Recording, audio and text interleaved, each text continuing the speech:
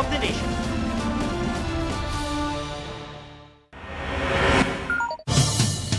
Tubig ka, Brede! Tubig ka!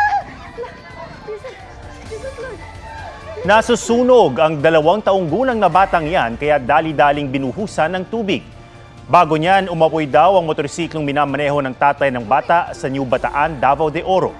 Nang matumba ang motorsiklo, natanggal ang takip ng tangke nito, kaya nabuhusan ng gasolina ang bata. Nagtamo siya ng second-degree burn. Nangyari yan habang pauwi sila galing bakasyon.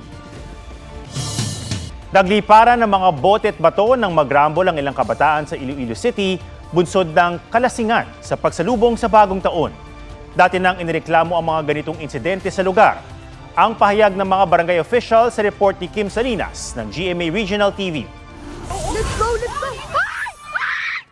Hindi lang paputok ang inihagis ng salubungin ang bagong taon sa Iloilo City. Nambato rin ng mga bote at bato ang isang grupo ng kabataan. Hinabol din nila ang ilang bata na gumanti ng pamamato. Di bababa sa 15 kabataan na nasangkot sa gulo. At pasimuno umano nito ang 18 anyos na alias Peter at isa pang 17 anyos. Ang ugat ng pamamato, trip-trip lang daw dahil sa kalasingan. Sa to si mami naigo nga taxi. Ti nagrespondi man sige daton ka pulisan. Kag nagistura naman ang both party nga isitol nila sa may barangay. Sinasabi nangyari ang rumble sa Barangay Tanza Timawa Zone 1 sa Iloilo City. Pero itinagiya ng isang opisyal doon. Kung idea kabataan involved kalabanan niya dito sa Piak. Pero giit na opisyal ng Zone 2, sa Zone 1 talaga nangyari ang rumble. Sabay amin na 2 residente ng Zone 2 ang sangkot sa gulo. Ang isa pag ka-residente, naigo man sa tiil sang butilya. Pero dito sila ya sa sunuan niya na grumble. Ikatlong gulo na umano ito sa lugar. Nito lamang magpapasko, ilang kabataan ang nagrumble sa Zone 2. Sa bayan naman ng Santa Barbara kahapon, habang naglalakad ang lalaking yan, bigla siyang sinipa ng nakamotorsiklo. Nagkaroon ng habulan na nauwi sa saksakan. Sa isa pang CCTV, makikita ang pagkuha ng isa sa mga sospek ng pinaniniwalaang kutsilyo sa compartment ng kanyang motorsiklo. Posible sir, tripping naman siguro. Kasi posible both parties, both the victims and the suspect, posible bisan paano nakainom din man siguro sila kasi siyempre New Year. Tukoy na ng pulisya ang 3 magkakapatid na sospek na nanaksak umano sa 3 lalaki. Pero hindi sila nadatnaan sa kanilang bahay. Dahil sa insidente, pinalakas na ang seguridad sa barangay. Kim Salinas ng GMA Regional TV, nagbabalita para sa GMA Integrated News. Walang kawala sa mga sentadong pulis ang ilang hinihinalang masasamang loob. Sa Zamboanga City, patay ang 2 wanted sa murder nang makainkwentro ang isang pulis.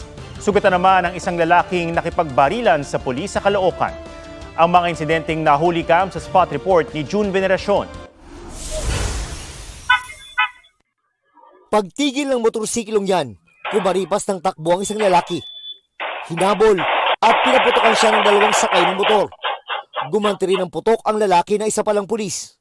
Nangyari ang enkwentro sa Zamboanga City bisperas ng bagong taon.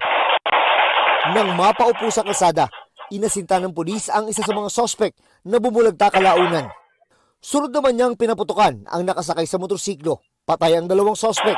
Sugatan ang pulis na kinilalang si Senior Master Sergeant Ryan Mariano. May tama siya sa tiyan. He underwent surgery for around 6 hours and we're happy na na-declare naman siya stable condition.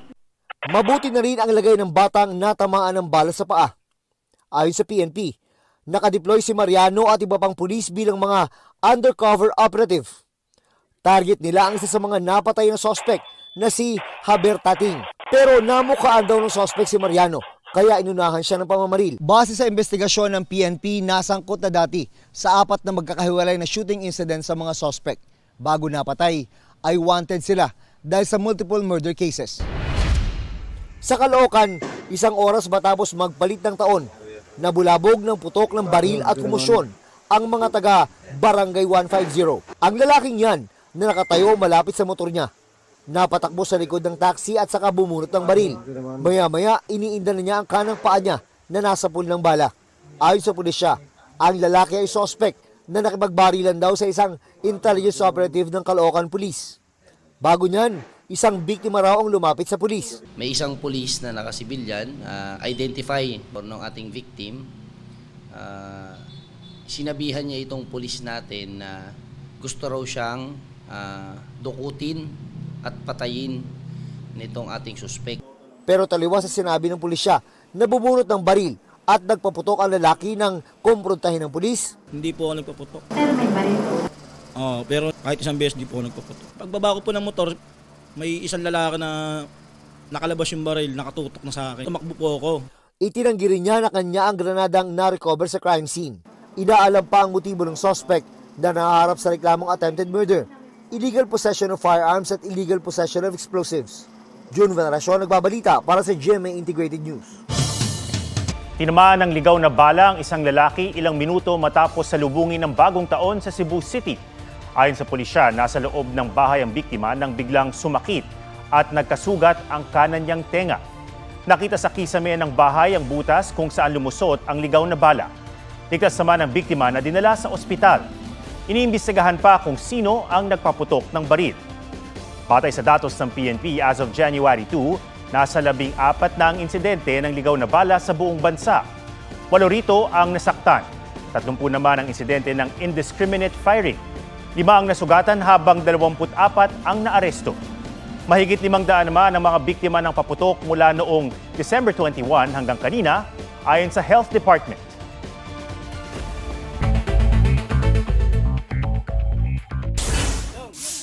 Boardwalk sa Marine Sanctuary sa Lapu-Lapu, Cebu, bumigay. Nahulog sa tubig ang 13 naglalakad noon sa boardwalk, kabilang ang isang senior citizen. Ilan sa kanila nagtama ng sugat at mga pasa. Inako ng pamunuan ng Marine Sanctuary ang pagpapagamot sa kanila. Isinara ang Marine Sanctuary habang inaayos ang boardwalk. Tuloy-tuloy na pag-ulan sa Sarangani, nagdulot ng landslide. Pahirapan ang pagtawid ng ilang rider sa gubuhong lupa sa bayan ng Glan. Nabuwal ang puno habang natabunan ng lupa ang ilang bahay. Bigas na nasa mahigit 30 pesos kada kilo lang, ibebenta na rin sa ilang pamilihan. Ayon sa Agriculture Department, simula ngayong buwan, magbebenta na ng Nutri-Rice at Sulit Rice sa Kadiwa Centers, piling pamilihan at istasyon ng tren. 37 to 38 pesos kada kilo ang Nutri-Rice na sagana raw sa fiber at vitamina. 35 to 36 pesos per kilo naman ang Sulit Rice. John Consulta, nagbabalita para sa GMA Integrated News. Pumalo sa mahigit 500 ang disgrasya sa kalsada mula noong Kapaskuhan hanggang alas 6 ng umaga kanina. Ayon sa Department of Health, mas mataas yan ng 33.5% kumpara sa nakalipas na holiday season. Mahigit 100 sa mga insidenteng yan may sangkot na nakainom. Mahigit 400 ang naaksidente sa motorsiklo. 500 naman ang kulang o walang safety gear. Para maiwasan ang disgrasya, panawagan ng DOH, huwag magmaneho ng nakainom, kung pagod o kulang sa tulog. Sumunod sa speed limit at ibang road sign. At huwag mag-cellphone o iba pang distraction. Diretso gym ang ilang Pinoy para magbawas ng extra calories matapos ng mga handaan nitong holidays. Pero hindi raw dapat biglain ang sarili ayon sa isang fitness coach. Kung anong mahalaga sa pagsisimula ng inyong fitness journey this year, sa FitTrack sa report ni Von Aquino.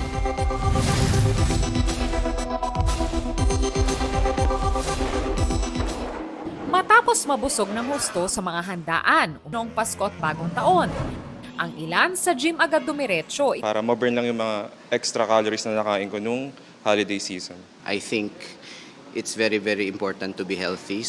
Para naman sa mga hirap bumalik sa pag-eehersisyo o yung mga gustong magsimula ng kanilang fitness journey ngayong 2025, payo ng mga fitness coach, magsimula ng dahan-dahan. 10 minutes lang, movement sa morning, tapos gradually nabibuild up hanggang maging consistent. Malim by March, 1 hour na yung consistency. Ang paunti-unting pag-exercise at paggalaw, gawin daw routine at maging consistent dito. Magkaroon ng tamang nutrisyon, i-manage ang stress, bigyang prioridad ang pagtulog at recovery. Nagpapahinga, doon nagbi-build yung muscle. Kasi, kunyari, Monday, nag-exercise ka, the next day sore ka. So, may tinatawag sa science na micro tear. So may mga tears sa mga muscles. So para mag-recover yun, di mo siya kailangang bugbugin pa. Kailangan mo siyang i-rest lang. At maging realistic sa pagsiset ng iyong fitness goals. Huwag mo pressure yung sarili mo na parang beach body na dapat in 3 months. Ganyan. Take your time lang. Just enjoy the process. Kailangan meron tayong motivation. Yun yung maging goal natin, yung long term. It's a lifestyle. Payo naman ng Department of Health, iwasan ang mga pagkaing maalat, matataba, mamantika at matatamis. Kinokontrol natin yung hypertension, possible cause ng stroke at heart attack. Number 2, yung matatamis, yung diabetes, na isa sa mga top causes ng kidney dialysis. Sundin ang pinggang Pinoy na may mas maraming gulay at prutas, uminom ng sapat na tubig at bawasan ang kanin at noodles. Then the last is discipline sa katawan, tamang tulog, hydration, at saka bawal ang sigarilyo, vaping, alcohol, at siyempre droga. Von Aquino nagbabalita para sa GMA Integrated News. Matapos ang 7 taon, hiwalay na sina Barbie Forteza at Jack Roberto. Inanunsyo yan ng Pulang Araw Star sa Instagram. Ayon kay Barbie, pinakamasaya siya sa mga panahong kasama niya si Jack, na puno ng tawanan, ramen at pagmamahal. Anya sa isa itong beautiful goodbye. Nagpasalamat din si Barbie sa dating nobyo. Sabay sabing excited siya sa mga darating sa kanilang dalawa. Nananawagan si Barbie ng pangunawa sa publiko. Wala pang statement kaugnay rito si Jack.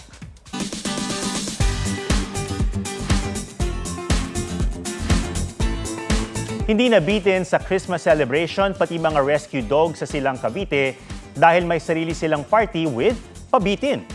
Hindi magkamayaw sa pakikipag-agawa ng treats ang mga asong yan sa isang animal shelter.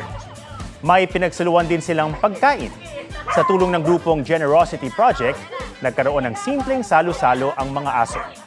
Tradisyon na raw ng grupo ang magbigay saya at tulong sa mga asong naulila sa iba't ibang bahagi ng bansa. Yan po ang State of the Nation para sa mas malaking misyon at para sa mas malawak na paglilingkod sa bayan. Ako si Ato Maraulio mula sa GMA Integrated News, ang News Authority ng Pilipino. Huwag magpahuli sa mga balitang dapat niyong malaman. Mag-subscribe na sa GMA Integrated News sa YouTube.